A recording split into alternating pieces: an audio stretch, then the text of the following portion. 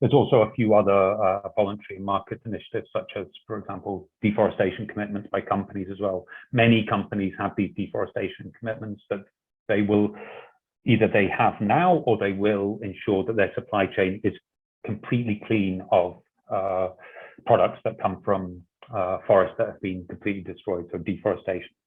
Also thinking about certification for timber, FSC, PEFC, for example, for probably the most famous market initiatives, voluntary market initiatives for sustainable forest management, which has a component of legality in there.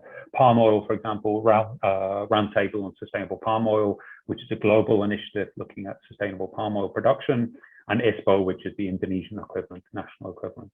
And again, thinking about how people are companies and governments are moving towards that, but also thinking about communities' understanding, for example, of the different certification that's out there. And so thinking about, this is a survey that was done in the last couple of years in the UK, thinking about how consumers in the UK, what they consider when they're buying products. So you can see that nearly a third of consumers in the UK stopped purchasing certain brands or products because they had questions, they had concerns about the sustainability of the sources. This is an improvement in the last few years in the UK. But then also thinking about in terms of that many people are saying, well, I'm not interested in sustainability, it doesn't matter to me. Or some people are saying, actually, it's too expensive, because if there's products, for example, with certification or products with ethical, for example, there usually is a cost implication to this, unfortunately. And so people are basically saying it's too expensive. And one also needs to think about the price side of things, because the cost of things are going up. For example, in the UK, the cost of living is expected to increase quite significantly this year. And this is especially linked to the price of oil going up, but also basically all other commodities, as I've shown earlier. The Philippines, which, if I understand correctly, has almost record low levels of inflation in recent years, in recent times, and now the inflation is likely to tick up, but nowhere near as on the level of the UK. So basically what I've been trying to do is just show you the complexity of it all, and thinking about what have been all the drivers of deforestation, the pressures on forests, and understanding in terms of, you've got countries that are wanting to develop, and hopefully in a sustainable manner, address issues of poverty, address issues of inequality, for example, and what that means. And for me, a key thing is research. And this is, I suppose, a point for yourself as a take-home message for yourself, and high school students at university, thinking about the importance of research, that as projects that you'll be doing maybe at your schools or universities, but also thinking research as a consumer, that basically we all need to understand where our products come from. It's important at a local level in terms of, it's important at a global level. And thinking about the many impacts and the many pressures that we've got facing forest landscapes in the region.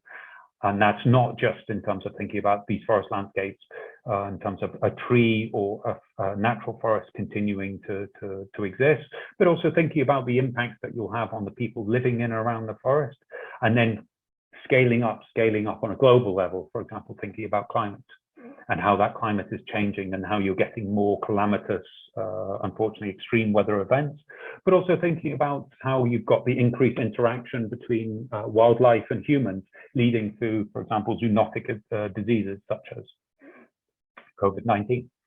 And so just my take-home message would be research as a student, research at school and university, understanding these issues, addressing these questions, understanding the complexity, but also research as a consumer, understanding what we buy and where it's from, and is it from a sustainable and legal source.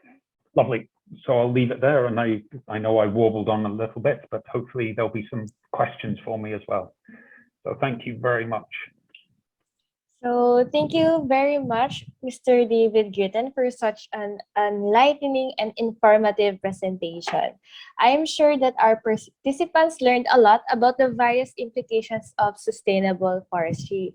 I believe that it is important to think of the long-term, landscape-based and inclusive approach in the various challenges in the forestry sector. However, the presence of stakeholders in policymaking should be prioritized, as they can help us understand what the problem truly is and how we can solve them. This would not only benefit the community and the environment, but the future generations as well. It is also important for the government to support high quality research to improve these policies and institutional frameworks for inclusive and sustainable development forestry. This only shows that policymaking should not only prioritize one sector, but involves all sectors as they are all interconnected and interrelated to each other. So participants, I know that some of you have questions in mind. So let us know by sending them through our chat box or QA box. So while waiting for your questions, we would like to take this time to promote the exclusive Philippine Forestry Youth Summit 2022 merch. For more information, kindly click on the link that will be sent on the chat box.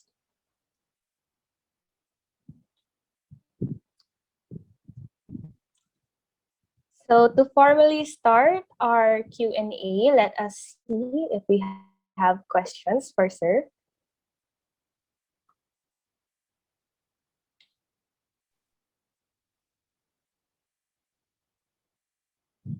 I think our I think our panelists are a bit shy. I think they're trying to absorb what that very informative presentation. So I guess I would like to start. So my question for you, sir, is what can you advise the youth regarding sustainable forestry?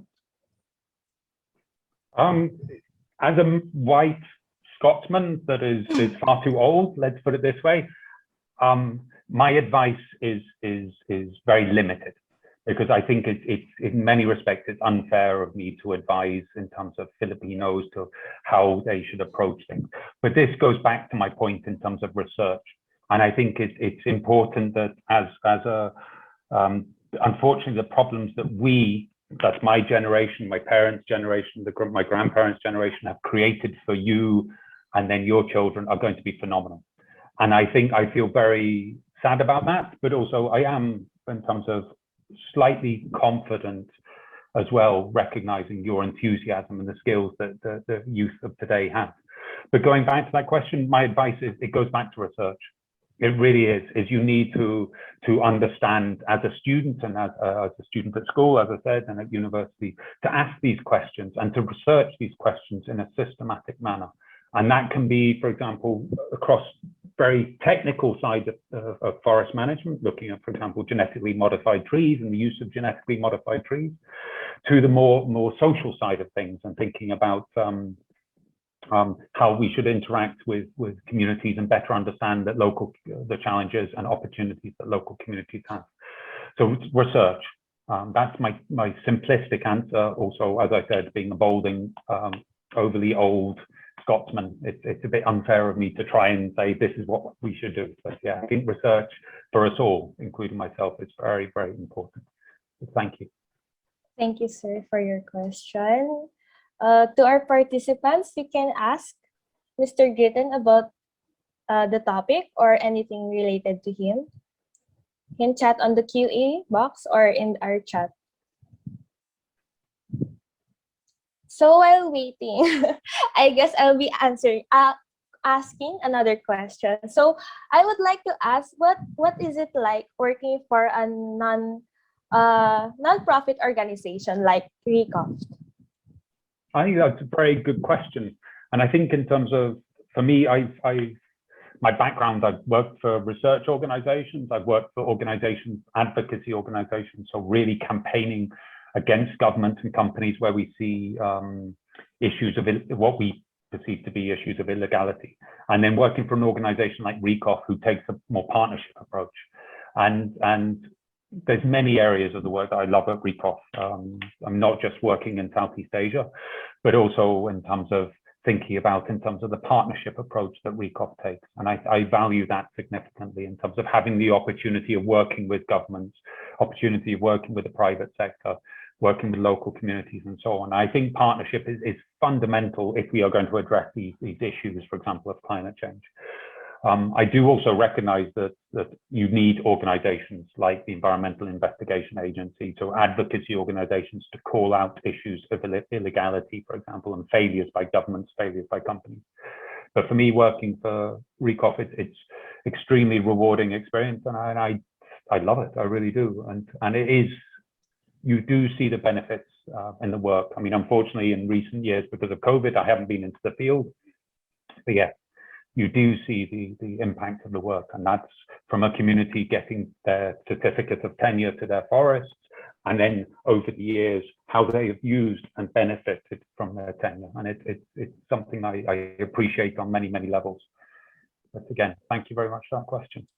Thank you, sir. So we have a question in our QA. So from an anonymous attendee, good afternoon, sir. I would like to ask a question. What is the essence of promoting sustainable consumerism relating to the environment? So the essence, yeah. What is the essence Yeah, of promoting sustainable consumerism relating to the environment? Yeah. It's very interesting in terms of when thinking about essence. So for me, essence would mean in terms of really the compelling reason, the basic reasons for promoting sustainable consumerism. I mean, we look around and we can see, I think, very clearly, and I think it's a very important question to remind ourselves as well, because you can see the impact of COVID. For example, where COVID came from as a zoonotic disease, and thinking about how that has impacted in urban areas, but also rural areas, and how some communities in the rural communities have been better adapted and better able to respond to COVID. But also it goes back to the issues of deforestation and basically thinking about that we all as consumers, we need to be better informed, and we need to, as much as possible, make choices about what we buy, about who we support, and who we interact with in terms of as companies, for example, using companies' products, wearing companies' clothes, and things like this. And it's very important that we need to be better informed, because if not, I fear for the forests of Southeast Asia, I feel for the people of Southeast Asia and beyond. They're very important question. It's nice to be reminded of that. So thank you. So I hope that answered his or her question. So for the next question, hello, Mr. Gritton. Thank you for the insightful presentation. May I ask about what is your opinion on how the rising trend of ecotourism would have in affecting these challenges, or perhaps the responses towards sustainable forestry? Great. I think, yeah, thank you very much for that question. Ecotourism plays a fundamental role, I think. And I think in all the countries in Southeast Asia, I mean, by and large, it really can play a very important role. And ecotourism, the emphasis there is reducing the footprint in terms of the negative footprint, thinking about reducing big hotels being constructed and where those hotels are created, thinking about the pollution created by those hotels, but also thinking about if a tourist comes in, where does that tourist spend money? Is it going to the big conglomerates, the big hotels, hotel chains, or is it going down to the local community? And I think, again, we all must consider that when we're, for example, traveling, going on holiday, for example, doing tourism. And I think it can play a difference. I think too often, though, there's in many countries in the region, you need to think about in terms of for ecotourism to happen, for tourism to happen in a sustainable way, we've still got a long way to go. And I think we need to educate ourselves as a tourist. So that's myself, for example, traveling, let's just say within Thailand. And again, educating myself, thinking about where are the best places to go, thinking about, for example, if I go to an island such as Koh Phi Phi, which was heavily polluted, unfortunately, not sustainable tourism going on there. It's a beautiful place, but unfortunately it was being destroyed